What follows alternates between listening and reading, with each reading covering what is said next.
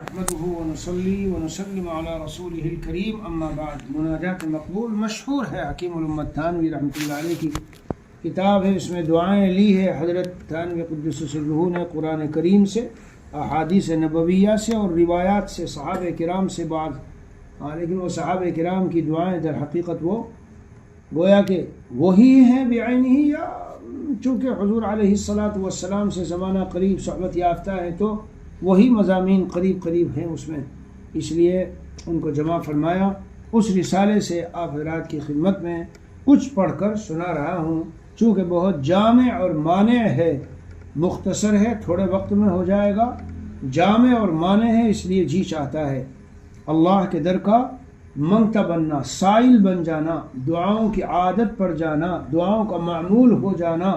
جب دیکھو اس شخص کو تو مسجد میں ہو کہ گھر میں ہو، نمازوں کے بعد بس ہاتھ اٹھا کے ایسے لگا ہوا ہے جیسے بھوکے کو جیسے کھانا ملا ہو یا پیاسے کو پانی ملی ہو، اس طرح سے بالکل دائیں بائیں سے آگے پیچھے سے غافل ہو کر اللہ سے مانگنے میں ایسا دل و دماغ کے ساتھ لگا ہوا ہے. جی تو سمجھ لو، بس کیا سمجھ لو، بس وہی سن لو یہاں تھوڑا سا.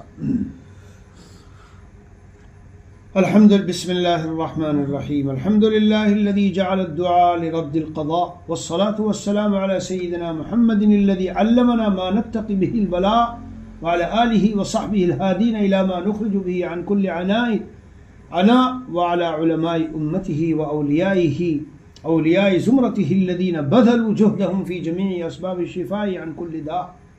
فرماتے ہیں کوئی شخص ایسا نہ ہوگا جس کو ہر قسم کی صلاح و فلاح کی ضرورت نہ ہو.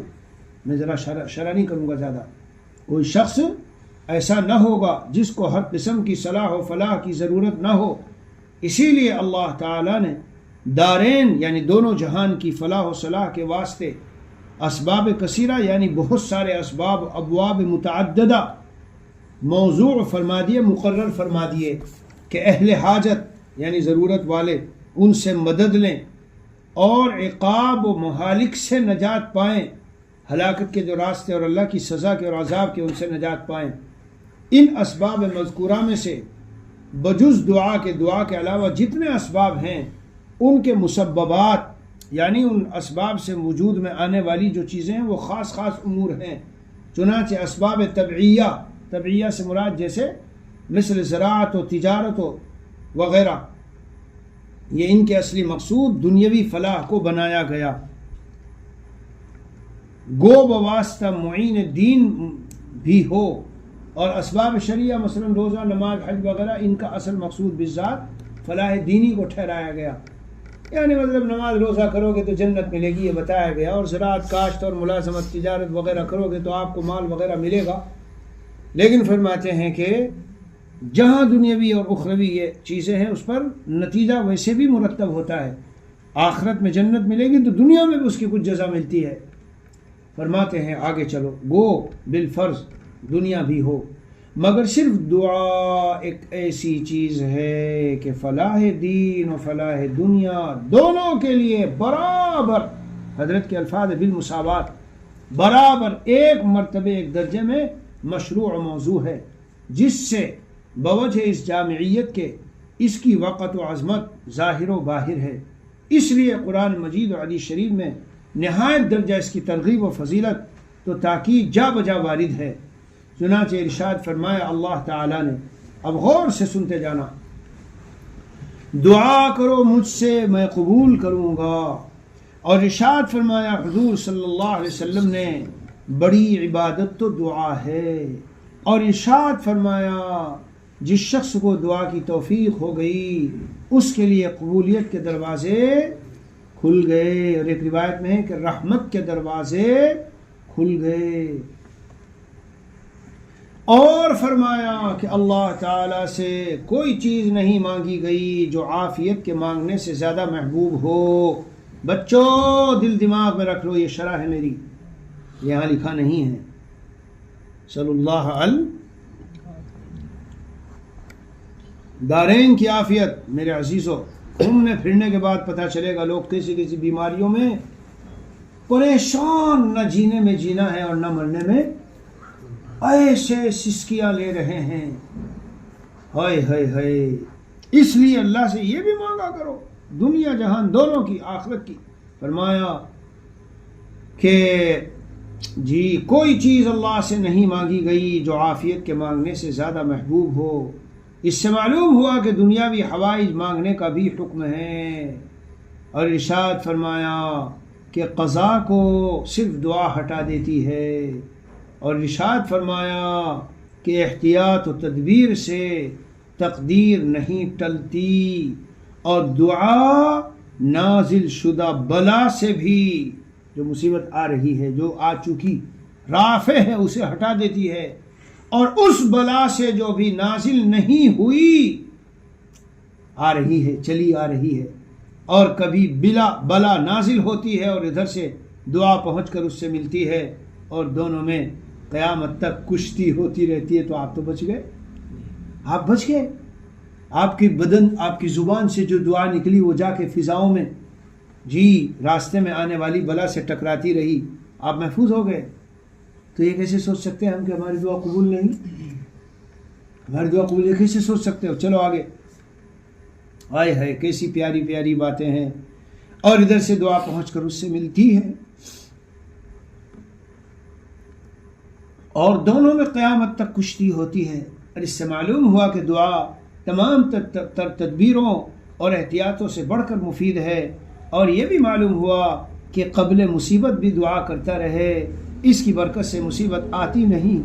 اور یہ بھی معلوم ہوا کہ کبھی قبولیت کی بھی شکل ہوتی ہے کہ اس کی وجہ سے کوئی بلا ٹل جاتی ہے، بس دعا کر کے خواہ قبول ہونا معلوم ہو یا نہ ہو، بدگمان نہ ہونا چاہیے۔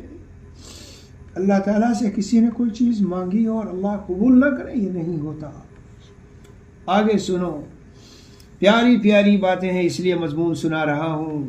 فرما رہے ہیں، اسی کو ایک بار دہرا دوں، اور یہ بھی معلوم ہوا کہ کبھی قبولیت کی بھی شکل ہوتی ہے کہ اس کی وجہ سے یہ بھی شکل ہوتی ہے کوئی بلا ٹل جاتی ہے، بس دعا کر کے خواہ قبول ہونا معلوم ہو یا نہ ہو، بدگمان نہ ہونا چاہیے۔ اور ارشاد فرمایا کہ اللہ تعالیٰ کے نزدیک دعا سے زیادہ کوئی چیز قدر و منزلت کی نہیں ہے۔ اور ارشاد فرمایا جس کو یہ بات پسند ہو کہ اللہ تعالیٰ سختیوں کے وقت اس کی دعا قبول فرما لیا کریں، اس کو چاہیے کہ خوب عیش کے وقت کثرت سے دعا مانگا کرے۔ آپ سب جوان طلبہ علماء بیٹھے ہو، اللہ نے کیسی پیاری پیاری صحت دے رکھی ہے جی، کوئی بدن میں درد نہیں، تکلیف نہیں، کوئی ایسی لا علاج بیماری لگی ہوئی نہیں۔ میرے عزیز و اس حال میں اللہ کو خوب پکارا کرو، خوب دعائیں مانگا کرو۔ سکون سے 2 روٹی مل رہی ہے، کھا رہے ہیں، سکون سے پنکھا ملا ہوا ہے، سو رہے ہیں۔ اللہ اللہ اللہ، ان نعمتوں کا احساس تو بس جب ہوتا ہے جب آپ کسی کو دیکھو، ہم دیکھتے ہیں رات دن، اللہ اکبر، ایسے ایسے لوگ ملتے ہیں، اپنے حالات سناتے ہیں، یا اللہ میں تو فوراً پڑھتا ہوں، چپکے سے پڑھتا ہوں، زور سے نہیں، الحمدللہ الذی عافانی مما ابتلاک بہ وفضلنی، نہ علی کثیر ممن خلق تفضیلا، نہ بیوی سے بیچارے کو سکون، نہ اولاد سے سکون، مال بہت ہے، ہائے کیسی زندگی ہے، نیند نہیں آتی اسی لیے۔ چلو آگے، اس سے معلوم ہوا کہ بلا مصیبت کے، جب مصیبت میں آپ نہیں ہیں، تکلیف میں نہیں ہیں، اس سے معلوم ہوا کہ بلا مصیبت کے دعا مانگنے کا اثر سبحان اللہ مصیبت کے وقت مانگنے میں ہوتا ہے۔ یعنی ابھی ہم مانگ رہے ہوں، میں اس کو مثال سے سمجھاؤں، ایک آدمی سے ضرورت پڑ گئی، بیچارہ لاچار ہو کے مجبور ہو کے اس کے پاس چلا گیا، تو وہ کہے گا اچھا جب مزے میں تھا تو مجھے پوچھا کبھی، اب آیا جب پیڑ پڑی ہے۔ اور اگر جب مزے میں ہیں آپ، جب بھی ملتے رہے ہو، تعلق رکھتے رہے ہو، اس کے پاس اٹھتے بیٹھتے رہے ہو، تو ہاں اب وہ کہے گا بھائی آؤ، بھائی آؤ آؤ، آپ میرے مطلبی دوست نہیں ہیں، آپ تو ہر حال میں مجھ سے کیا رکھتے ہیں، دوستی رکھتے ہیں۔ اس لیے اللہ تعالیٰ سے عافیت کے زمانوں میں بھی اچھا تعلق رکھو میرے عزیزوں، اپنے اچھا رابطہ رکھو، تو پھر مصیبت کے وقت میں جب آپ پکاریں گے، کیا کہنے سا، کیسی کیسی پیاری باتیں ہیں، اللہ اکبر۔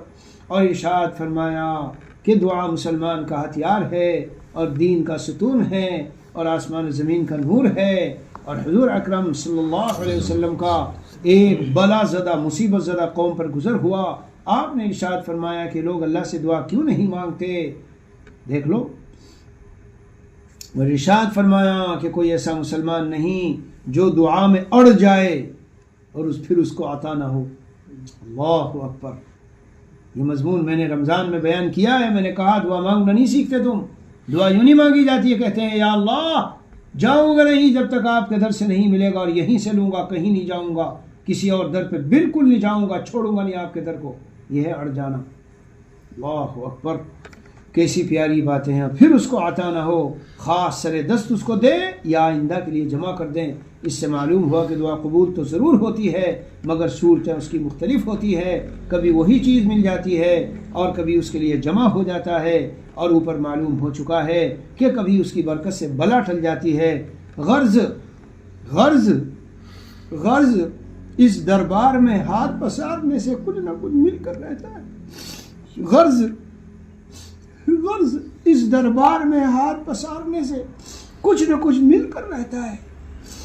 غرض اس دربار میں ہاتھ پسارنے سے کچھ نہ کچھ مل کر رہتا ہے، لیکن باوجود اس کے دیکھا جاتا ہے کہ اکثر لوگوں کو، عوام تو کیا بہت سے خواص کو بھی اس سے محض بے رغبتی و بے توجہی ہے، حتیٰ کہ جو معمولی اوقات دعا کے ہیں جیسے نماز پنجگانہ، ان میں بھی دھیان سے سننا، ان میں بھی بجز آموختہ یعنی سیکھی ہوئی رٹی رٹائی سی پڑھ لینے کے دعائیں اصلاً الہا و زاری اور دلچسپی کا اثر تک نہیں پایا جاتا۔ ابھی میں آیا جے پور میں تو ایک امام تھے بیچارے، بالکل رٹے رٹائے کلمات، بالکل ہر نماز میں A to Z وہی کلمات، بس ہاتھ اٹھا لیے اور رٹے ہوئے کلمات پڑھ کے چلے گئے، پڑھ کے، مانگے نہیں، پڑھ کے۔ اللہ اللہ، اور یہ سمجھ کر دعا کرنے کا تو ذکر ہی کیا کہ یہ سنو غور سے، اے طالب و سالکو سنو، یوں کرنی چاہیے دعا، کیا کہ یہ عرض داشت یعنی میری ایک درخواست اللہ کی جناب پاک میں پیش کر دینا اور بار بار درخواست گزرانا، جی یعنی بار بار درخواست پیش کرنا کامیابی کا ایک مؤثر اور اعلیٰ درجے کا طریقہ ہے۔ جس طرح اپنے بعض حوائج کے لیے دنیا کے عمراء و حکام سے بار بار التجا کرنا اپنے مطلب براری یعنی مطلب پورا ہونے کا بڑا قوی ذریعہ سمجھا جاتا ہے، اور تکرار عرض و معروض سے روزانہ امیدیں اور امنگیں ابھرتی ہیں، بار بار جانے سے اور امید بڑھتی رہتی ہے اور تازہ ہوتی ہیں۔ اگر کوئی بڑی مصیبت پڑتی ہے اور ہاتھ پاؤں مارنے سے کام نہیں چلتا، تب بمجبوری کسی ایک آدھ کو شاد و نادر اللہ تعالیٰ کی طرف توجہ ہوتی ہے، وہ بھی دعا کے ساتھ نہیں۔ کمال کی بات سنو، کیا مضمون ہے، کیا مضمون ہے۔ جب کوئی مصیبت گھیرتی ہے، کوئی بیماری آ کے پڑتی ہے، حالات میں ہوتا ہے، فرماتے ہیں وہ بھی دعا نہیں کرنا کی طرف جی چلتا، بلکہ بڑی دوڑ یہ ہوتی ہے کہ کوئی وظیفہ بتا دو، عمل وغیرہ بتا دو۔ حتیٰ کہ آگے فرماتے ہیں چاہے شریعت کے موافق ہو یا مخالف، اگر کسی نے بڑی احتیاط کی اور موافقت شرع کا بھی لحاظ کر لیا، تب بھی ان اعمال میں وہ برکت کہاں جو اللہ اور رسول کی تعلیم فرمودہ دعاؤں میں ہو سکتی ہے۔ غرض مقدمہ دعا میں چند کوتاہیاں واقع ہو رہی ہے۔ اول، بدون آڑے وقت کے دعا کی طرف توجہ نہ ہونا۔ دوم، ایسے وقت میں بھی اللہ اور رسول کی بتلائی ہوئی دعائیں چھوڑ کر نئے نئے وظائف پڑھنا۔ ہاں معمول ہے آج ہمارا، نہیں ایسا کوئی وظیفہ بتاؤ، ہے۔ سوم، بد شوقی اور بے رغبتی سے دعا کرنا اور جی نہ لگانا۔ نمبر 4، چہارم، قبولیت کا یقین اور امنگ اور تمنا دل میں نہ ہونا۔ نمبر 5، پنجم، جلدی اور تقاضا کرنا اور ذرا توقف ہو جائے تو تنگ ہو کے چھوڑ دینا۔ ان کوتاہیوں کے تدارک کرنے کے لیے بمقتضائے مصلحت و ضرورت وقت مناسب معلوم ہوا جو جامع دعائیں قرآن و حدیث میں وارد ہیں ان کو جمع کر دیا جائے، کیونکہ ان کو دوسری دعاؤں پر بچند وجوہ ترجیح ہے۔